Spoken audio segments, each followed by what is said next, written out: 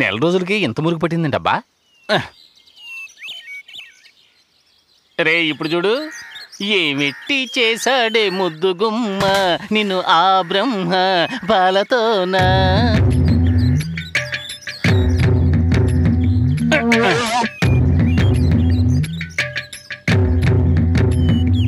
ఆ పొగరు చూసావా? రే ఇలా ఉంటేనే తెగ రెచ్చిపోతుంది. ఇక చెవులు నోరు సరిగ్గా పనిచేస్తే ఇంకెంత రెచ్చిపోతుందో. రేయ్, నేను నీకు ఇంతకు ముందే చెప్పాను, ఒకరు వైకల్యాన్ని ఎగతాళి చేయొద్దు అని. నువ్వు మారవరా? సారీ బ్రదర్, ఇకపై అంగవైకల్యం గురించి తప్పుగా మాట్లాడను. ఆ మొహం చూసావా గండు పిల్లలాగా, ఆ జుట్టు చూసావా ముళ్ళ పందిలాగా, ఆ కళ్ళు చూసావా గొడ్ల గోపలాగా. ఇప్పుడు తృప్తిగా ఉందా?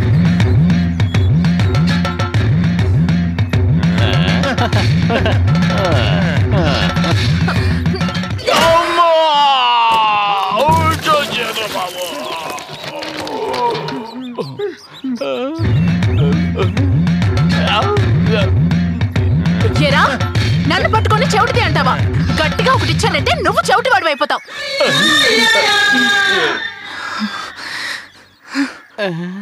మాట్లాడుతోందేంటి? నేను చెవిటిదన్నా.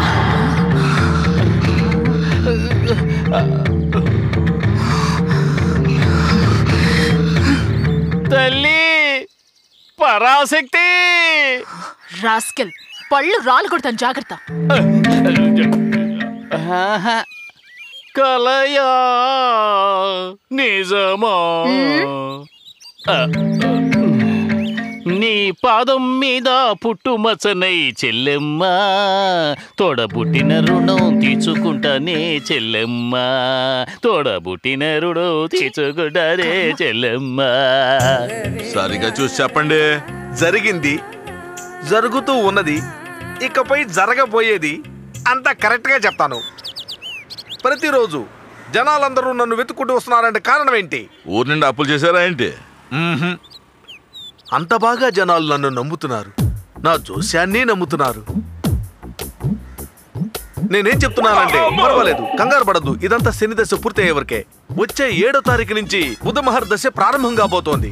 ఆ తర్వాత ఈ జాతకస్తుడు ఎక్కడికో వెళ్ళిపోతాడు. సార్, ఒక్క మాటలో చెప్పాలంటే, బుధుడు అనుగ్రహిస్తే లక్షలొచ్చి పడతాయి, కానీ గురువు అనుగ్రహిస్తే ఇలా తొక్కలిస్తాడా? దాన్ని అవతల పడేయండి సార్, కోట్లు కోట్లు ఇస్తాడు. అర్థమైందా? 54వ ఏట ఇతనికి శుక్రదశ వస్తుంది. ఆ సమయంలో ఇతను మన దేశానికి ప్రధానమంత్రి అయ్యే అవకాశం కూడా ఉంది. విన్నావా? ఈ జాతకస్తుడికి 8ంట బుధుడు ఉచ్చలో ఉండటం వల్ల దీర్ఘాయుషుడు అవుతాడు. 95 సంవత్సరాలు గ్యారెంటీగా బతుకుతాడు సార్. ఒక ఫోన్ చేసుకుంటాను. హలో, ఎవరు? మినిస్టర్ గారా? సార్, కొంచెం వెయిట్ చేయండి, కరెక్ట్గా 4:30కి వస్తాను. Thank you.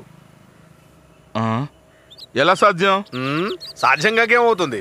నా చేత జాతకం చెప్పించుకోవాలంటే మన రాష్ట్రపతి దగ్గర నుంచి ఒబామా వరకు వెయిట్ చేయాల్సిందే, అంతే. నేను సెల్ ఫోన్ లో బ్యాటరీ వేయలేదు, నువ్వెలా మాట్లాడావు? వేయలేదా? వేయలేదు. నిజంగా వేయలేదా? వేయలేదు. అదేమిటంటే, ఒక లగ్నంలో 9 గ్రహాలు ఉచ్చలో ఉన్నటువంటి నాలాంటి వ్యక్తి బ్యాటరీ లేకుండా మాట్లాడచ్చు, ఎలాగైనా మాట్లాడచ్చు. అవేమి పట్టించుకోకండి. తెలిసిందా? ఏంటి అప్పుడప్పుడు మీ అబ్బాయిని చూసి తెలిసిందా, అర్థమైందా అని అడుగుతున్నారు? తర్వాత చెప్తాను, మీరు మిగతా చెప్పండి. ఈ జాతకస్తుడు 54 ఏళ్ళు వచ్చేసరికి ఈ ప్రపంచాన్నే మహారాజులా ఏలుతాడు. ఇతనికి కోటాను కోట్ల డబ్బేంటి, భవంతులేంటి, మర్యాదలేంటి, చివరిదాకా అంత వైభవంగా బతుకుతాడు. అలాగా? విన్నావా? నేను చెప్పింది విన్నావా? ఇప్పుడు అర్థమైందా నీకు? సార్ ఆపండి సార్, ఇప్పుడు ఏం జరిగిందని మీ వాడిని అలా చావబోతున్నారు? Tell me sir. మరేంటయ్యా, ఈ జాతకుడు చచ్చి ఆల్రెడీ 10 సంవత్సరాలు అయింది. నువ్వు ఒక ఫ్రాడ్ అని నమ్మొద్దు అని వీడికి ఎన్నోసార్లు చెప్పాను, కానీ వీడు నా మాట వినకుండా నీ చేతే జోసి చెప్పించుకుంటానంటున్నాడు. అందుకే నేను టెస్ట్ చేశాను. నువ్వు చెప్పిన దాంట్లో ఒకటైనా కరెక్ట్ గా ఉందా? ఈ జాతకుడు ఎలా చచ్చాడో తెలుసా నీకు? ఊరి నిండా అప్పులు చేసి ఆఖరికి వీధులంటే అడుక్కుంటూ కుక్క చావు చచ్చాడయ్యా. వాడి జాతకం చూసి వాడిది దీర్ఘాయుషు కోటీశ్వరుడు అవుతాడని చెప్తావా? నువ్వు జోషుడివి, నీకు జాతకరత్న బిరుదు ఒకటి. మాడుగులు మాధవరావు కాదు, ఫ్రాడ్ అబద్ధాలు రావని పెట్టుకో. ఏదవా నువ్వు బదరా. అమ్మో సెల్ ఫోన్, ఇక్కడ సెల్ ఫోన్ పెట్టాను ఏదయ్యా? మీద తీసుకోండి. ఇలారా ఫ్రాడే. మా సొంత ఊరు కాకినాడండి. గత 5 ఏళ్ళుగా మేము సిన్సియర్గా లవ్ చేసుకుంటున్నాం. మా పెళ్ళికి పెద్దలు ఒప్పుకోలేదు, అందుకే ఇలా పారిపోయి వచ్చేసాం. రేపు పొద్దున్న రిజిస్టర్ ఆఫీస్లో మీ ఇద్దరం పెళ్లి చేసుకోబోతున్నాం.